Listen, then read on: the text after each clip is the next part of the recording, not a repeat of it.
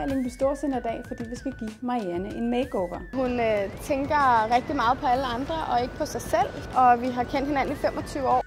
Og Marianne, hun er en hårdarbejdende mor. Jeg er rigtig nervøs for, hvordan jeg kommer til at se ud til sidst.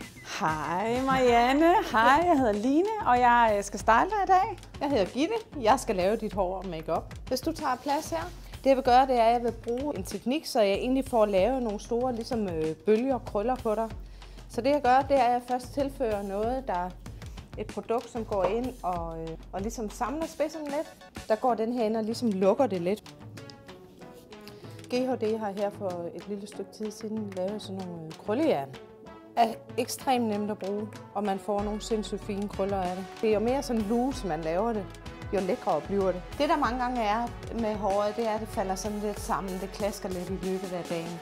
Jeg vil give et tips her til, hvordan man kan få det til at holde faktisk i flere dage. Jeg tager egentlig håret i fingrene her, holder cirka 20 cm fra bunden, kører 3-4 gange. Jeg stopper altid der, hvor hovedet runder. Det bliver det bedste symmetri i frisyren. En måde, man så kan give det lidt ekstra hold på, er ved at tage sine styler. Finde de toperinger igen. Varme toperingen op. Simpelthen, jeg klapper på toperingen her. Det der sker, det er, når man så friserer håret, så ligesom bliver en kreppet i bunden, og så holder det. Så bruger jeg en hårpuder. Det er rigtig, rigtig godt til at holde fylden. Så kan du også gøre det i den her børste her. Simpelthen lige tage spidserne sådan her. Hvordan har du det med din hud, efter du har født? Jamen, indimellem så slår den helt ud. Det, der er vigtigt, når man ligesom, det er jo hormonsystemet, der ligesom er påvirket her. Så det, jeg vil gøre, det er, at jeg vil gå ind og bruge en primer først. Og det er sådan, igen, det der med ligesom at have grundlaget i orden. Du kan ånde igennem de her mineraler. Nu går jeg ind og bruger en mineral foundation. Det man gør, det er faktisk bare at bruge 3 dråber foundation til en let til medium dækkeevne. Man drypper simpelthen 3.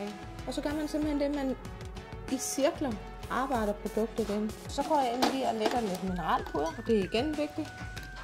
Ha' den rigtige børste. Det jeg gør nu, det er, at jeg går ind og lysner hele øjet med en lys skygge. Altid husk at lægge den lyse skygge hele vejen op til brynet. Så gør jeg det, at jeg går ind og fremhæver globelinjen lidt, og det gør jeg med en varm brun. Så gør jeg altid det, jeg bruger egentlig mine øjenskygge lige at køre ind under øjet her. Rigtig godt tricks er at bruge en fiber, inden I lægger mascaraen.